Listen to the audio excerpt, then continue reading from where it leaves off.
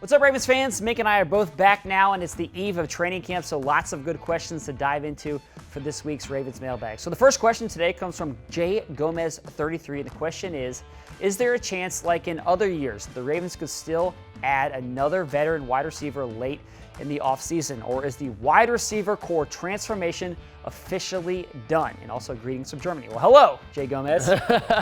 Yeah, I think that this year Ozzie Newsome's done with pulling the levers at wide receiver. I know that in years past it's been a popular move, but you look at it, and I think that there's a lot of really healthy, young competition. You know, in years past, at some points they were looking for a starter, you know, somebody that can come in and be the number 2 or a number 3 guy, which is essentially a starter. This year, that's locked up already in free agency with Michael Crabtree, Smokey Brown, and Willie Snead. So I don't think that they're looking for a top guy, and they already have enough youth with 2 rookie draft picks at wide receiver in Jordan Lastly and Jaleel Scott that they don't need to add more youth there. You know, and you add in Brashad Perryman, a first-round pick 3 years ago, is on the bubble. Yeah. So no, I know that Dez Bryant is still a name that's out there. I think that too much time has elapsed in that whole equation. I think the Ravens are ready to move forward with the practice reps they already have under the belt, and the last thing they want to do is throw a wrench into all the progress that they've made between Joe Flacco and his receivers. And the thing that always could change this is injuries, but I think obviously as things stand right now, I would agree with what you're saying. Yeah. All right, the next question comes to us from Twitter, and the question is, who will start the Hall of Fame game, RG3 or Lamar Jackson? Well, of course, Joe Flacco's not going to play in that first preseason game, which is just a couple of weeks away, which is hard to believe. It's crazy. But I think it's going to be RG3. He was taking most of the second-team reps throughout the entire offseason program.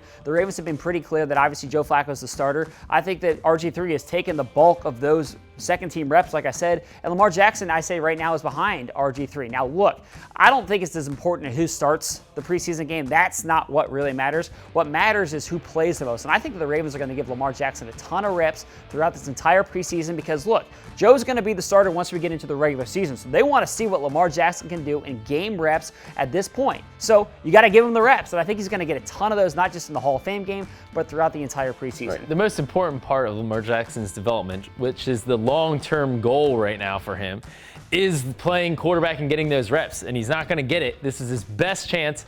Get Lamar Jackson on the field, let him play some quarterback and see where he's at. Yeah.